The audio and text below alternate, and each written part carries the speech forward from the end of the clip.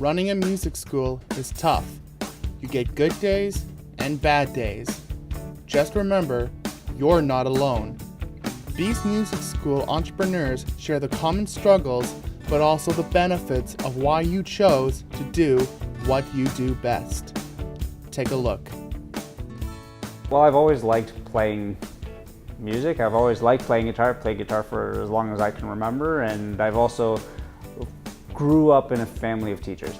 My mom's a teacher, my dad was a teacher, my grandparents were teachers. I don't come from a family where we were all business owners, so this is sort of like self-taught. It's something like I learned to do myself, so it's a learning. And well, first they have to love what they're doing, number one. Combining something that I love to do along with my kind of familiarity with teaching just made sense. So okay, let's take something that I absolutely love with something that I'm very familiar with doing, and it's just been fantastic. So far I'm loving being an entrepreneur. I think the biggest thing is that I only deal with people that want to be there. So I'm constantly with people that are excited to be there, and when you see somebody who's excited to be there, it makes you excited as a teacher.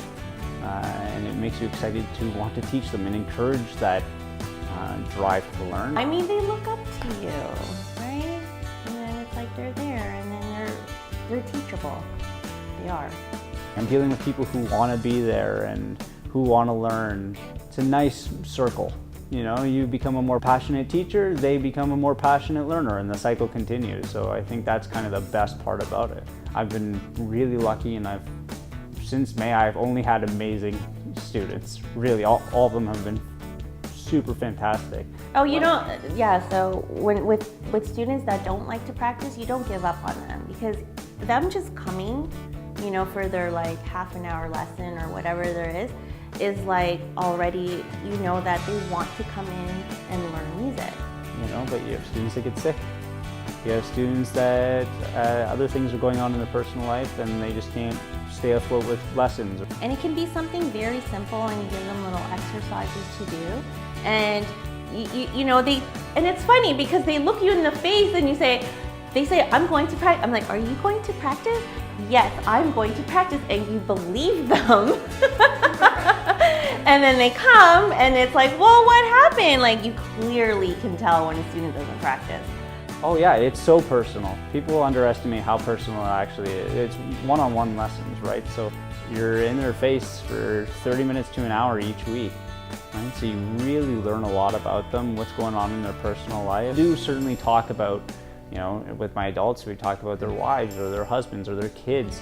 With the kids, we talk about what's going on at school, what projects are they working on, are they excited for their next grade? It's very, very personal. And I think people underestimate how personal it is until they show up and say like, oh yeah, not only is it talking about guitar, but you also talk about life and how can you, and as cliche as it sounds, it's like, okay, well, how can you use your guitar playing to interact with your life, and make your life better? For the kids that don't make it up that social ladder, it's hard. It's really, really hard. So sometimes the only place that they actually truly can be themselves without having to put on a facade and be something that they're not is during their lesson, which is really cool because they end up being more confident in themselves. The longer they take lessons, I find that they become a bit more confident. My kids will experience tragedy. That's just, like I said, that's life.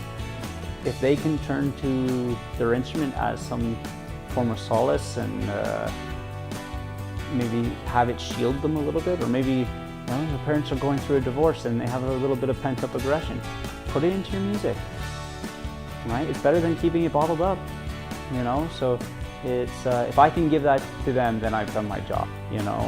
Sometimes this is, for my kids especially, sometimes it's their lessons are the only place they feel successful, which is heartbreaking, but it just makes me want to be better for them.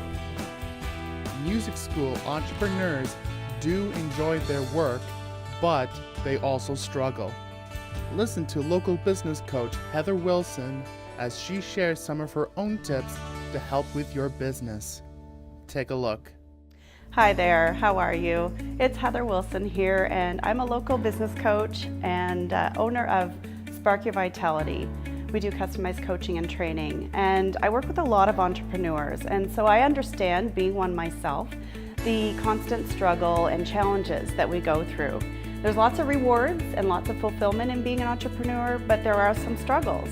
And a couple of things that I find I am working with clients on is, well, the big one is time management. Maintaining a teaching schedule and then doing all the background stuff. And where to focus your time when we're wearing so many hats. You know, all the office things, all of, you know, just customer service. One day we're an administrator, one day we're a bookkeeper.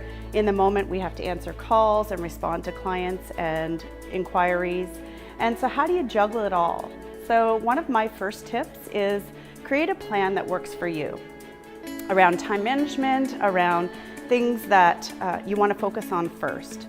Some people like a daily agenda, some people like to just get at things first thing. The one thing that I do and share with people and clients and just people that I talk to is to really focus on the money-making activities in the first 90 minutes to 2 hours of your day.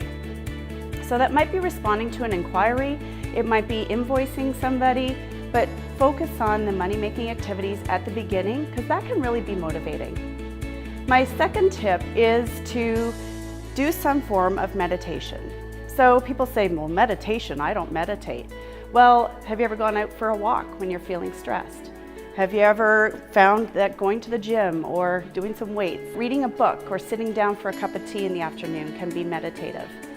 The idea is that you're focusing on your thoughts and feelings, what's going on in your mind, so that you don't just try and push through, because that can actually be counterproductive.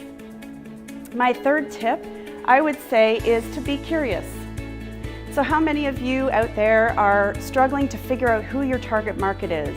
Where do I find my next customer? How do I reach people properly? The key is to get out there, start talking to people, ask questions. Focus on some of the things that people are looking for. Instead of focusing on your business, ask questions about what their challenges are. What would they like to see more of as an entrepreneur to support them or to help them out?